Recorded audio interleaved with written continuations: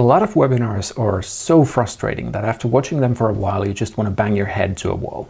And as you can see, I watched one of those recently. It's so common that webinars are just these 90-minute sales pitch fests that a lot of people avoid all webinars because that's the expectation. They assume it's just going to be a sales webinar and nothing useful. It's just going to tease some information instead of actually share any of it.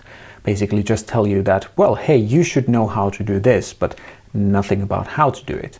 And even the things that, hey, you should do this, are so obvious that it's really not that useful. It's not very valuable. I have two things to share in this video. One is about a rather annoying story about promoting webinars, and the other is how I approach them, how I make them quite high value, actually very packed with information, and still make them work. So that it is, I don't even remember when someone would have sent me an email saying that, hey, your webinar didn't have enough content. The complaints I've gotten have been, your webinar had too much content for one webinar. It should have been split into 2 or 3, which I understand. Some webinars got a little long, but it still works. The conversions are still good. So I'll show the structure that I'm using right now for a new webinar.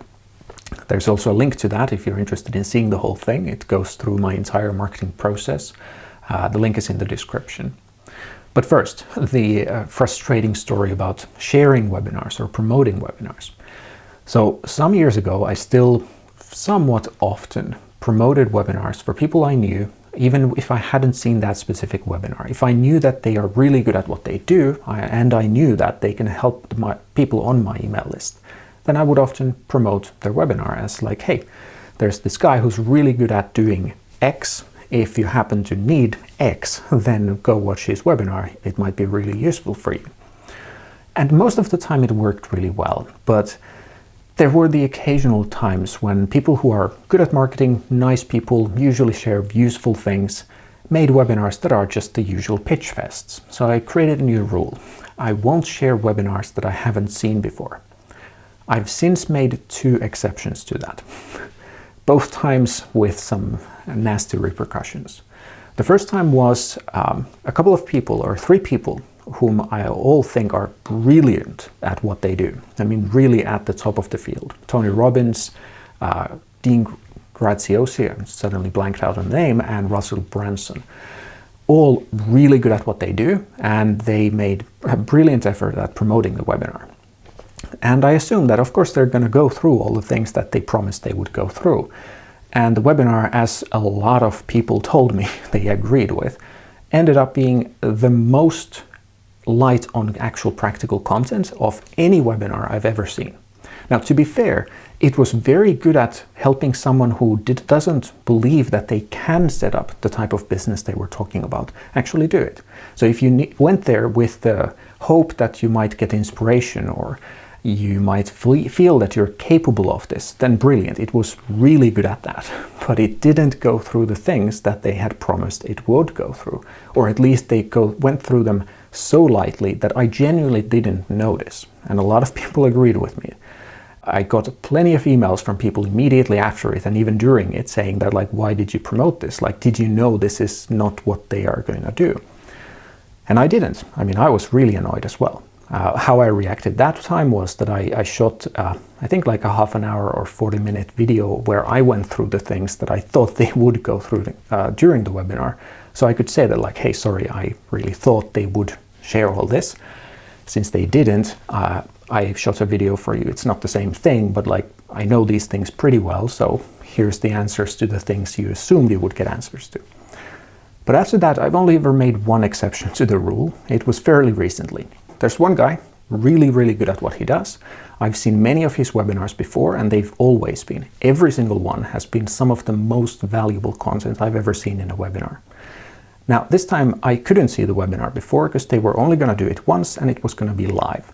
I also couldn't see it live. It happened to be at a time when I just couldn't watch it. And also I could only share it right before it happened. But anyway, it wasn't even over when I already got an email from someone saying that, like, like, why did you share this? Like, they're wasting my time. That after half an hour, there was 5 minutes of some content. So like, he won't like watch the rest. Now, it's possible that the rest was really good. I don't know because I couldn't see it. but I think 5 minutes out of 30 minutes of useful content is just not okay. To me, at least, that I would be pissed at that point. But anyway, my point here is that like from now on, I'll be even more strict about my rule. If I can't see a webinar beforehand, I just won't promote it.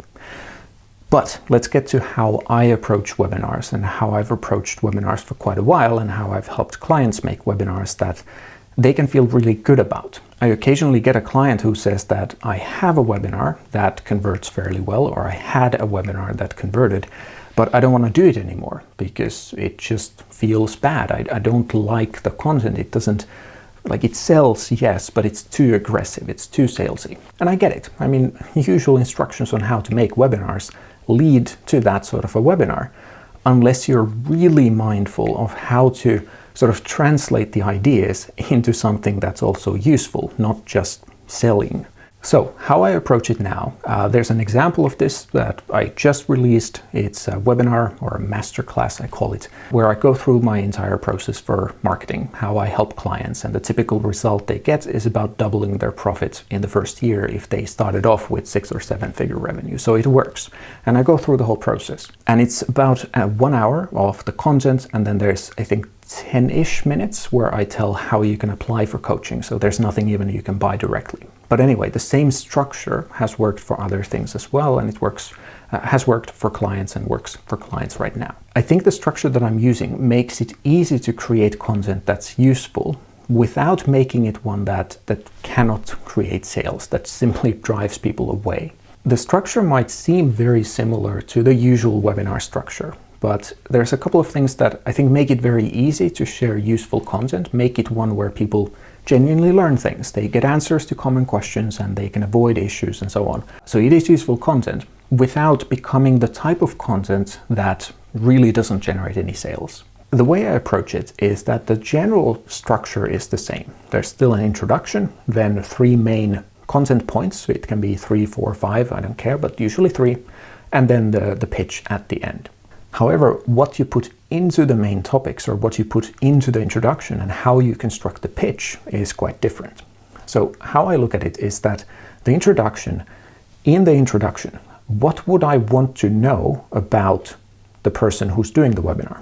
What would I want to know about it, or their perspective and such, before they get into the content? And then just tell that. And I think what are the really important things, especially in this context where I'm offering coaching, I would definitely want to know their perspective, their priorities. What do they value most? How do they approach the whole thing? And what's their overall, like, why did they get into this? Because it tells me a lot about the person. That's what I then put into the webinar, into the introduction. I think of it as, what would I, as a potential customer, what would I genuinely want to know before getting to the content? And I think it ended up being close to 10 minutes, which I think is a little more than I thought, but I didn't know what to cut away from it anymore. But then the content part.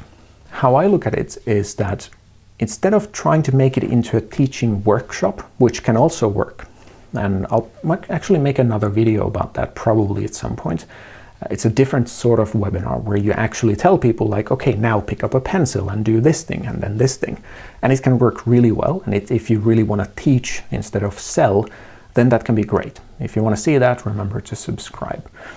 But how I approach it now, and in most webinars that I do for myself or with clients, is that go through genuinely useful things about it. In this case, I went through the most common pitfalls, so things to avoid, mistakes to avoid making that most people make without realizing. Then the most important things to get right, as in what are the things you really need to focus on, so that you're not wasting time on the 1,000 other things, but really know just the 1 or 2 or 3 things you really need to do right. And then what are the common questions, and obviously answers to the common questions about those things. So it's not really like, here's how you do each thing, because it covers about a year's worth of coaching content. So obviously I can't go through everything step by step like that, but I can tell genuinely to people what are the things you are probably going to fall into, the issues that you might fall into if you don't know how to avoid them, or if you just don't know to avoid them. Also, what are the most important things to focus on, and then the common questions.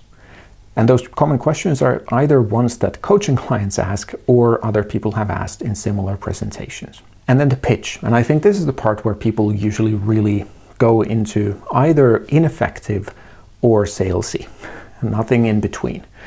How I approach it is, again, similar to the introduction. What would I, as the potential buyer, what would I want to know, and how would I want the buying experience to work?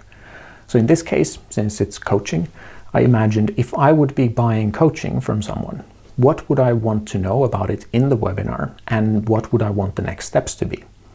And then also, of course, after that, reflect on, does it make sense for me as the person now selling it? Like, can I do it? Does it make sense? But start from the perspective of how would I want to buy it? In this case, I thought that, well, I would want to know the basics of how the process works. What are the frequency of calls, how long they are, what do we do during the calls, what do we do as the bigger steps, how do we approach things, and so on. And then I would want to have a quick call with them to get a sense of who they are and so on. And if it looks good, then have a coaching call, ideally without even paying for it, and only then decide to commit to a longer coaching contract. So that's how I set it up as well.